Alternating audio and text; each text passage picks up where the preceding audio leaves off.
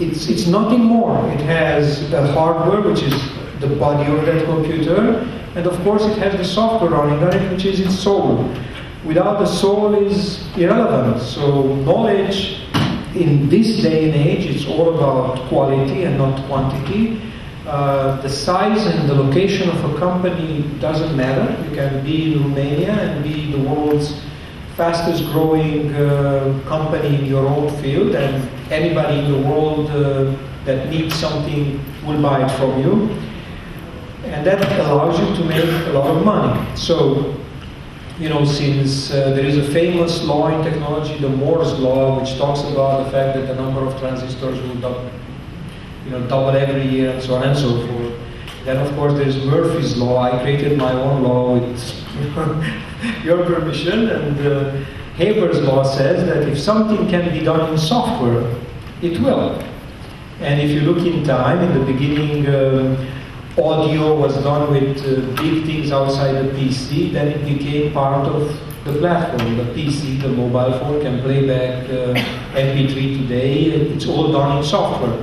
And the same will happen with DVD and digital TV and WiMAX and communications as well. So, let's talk about the real question, why start a startup? I can tell you after starting quite a few that is the most rewarding and the best thing any of you can do, and you can all do it. There is nothing to stop you there. It's very simple, of course, in theory. All you have to do is have some crazy idea about a product or a service that somebody needs. Then you have to have the leadership and the attitude to bring together the people and go for it. Then you have to have the discipline to stick to it, to move forward when things are difficult. And I can tell you that creating value from ideas, starting startup is the most wonderful feeling that anyone can have. It's better than sex and lasts a lot longer. So, of course, there is a negative to it as well. Why not to start startups? Well, it is really the survival of the fastest and the strongest. It's going to be very hard work. You're going to ignore family and friends and many, many sleepless nights, and that's just how the game is done. Because as we said before, the one that is the strongest and the most dedicated and the luckiest will win. And you need to push your luck.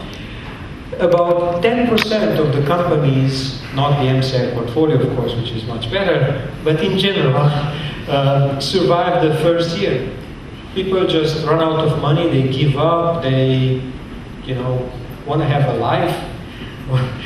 So the statistics are staggered against you. About 2% are, big successes, and about 5% of the companies go in what I believe is the absolute worst condition, is this type of coma where the company is going nowhere. It's not going forward, it's not going backward. You live every month just to survive. It's pretty abysmal. Now, I think the real important question to ask is, what is your business? Really. Not what your technology is. And I can tell you this is one of the best things I've learned in my life. When I was young, back in Oradea, there was this guy coming on a carriage bringing ice. Right? And my mother used to have this big green box in which this guy put the ice, and this was our refrigerator. And my father, who was an electrician, one day comes home and he buys this electric thing, the refrigerator. And I was at home when the guy who brought the ice came to our house and saw this big box called a refrigerator going in electricity. So he started telling my mother that we are all gonna die. That you would not put your hand in electricity, how can you put your food in electricity, right? The food will get charged with electricity and we're gonna all die and it's gonna be the end of the world. So my father comes home and he gets a mouthful from my mom. You know how it is, those of you who have girlfriends or married. My father says to my mom, this is not true. It's a refrigerator. It's healthy. Nothing will happen. Woman, sit down. Stop complaining.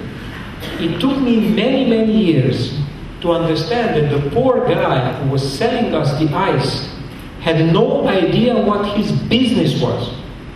He knew what his technology is. So in the day that he brought us the box that he put the ice in, the refrigeration technology was blocks of ice. As times evolved, the refrigeration technology became a compressor that compressed air and created the cool thing locally. The poor guy that brought us the ice and had to clean the horse's shit, from the street, didn't realize that he could have been probably the biggest distributor of refrigerators. He knew all of his clients.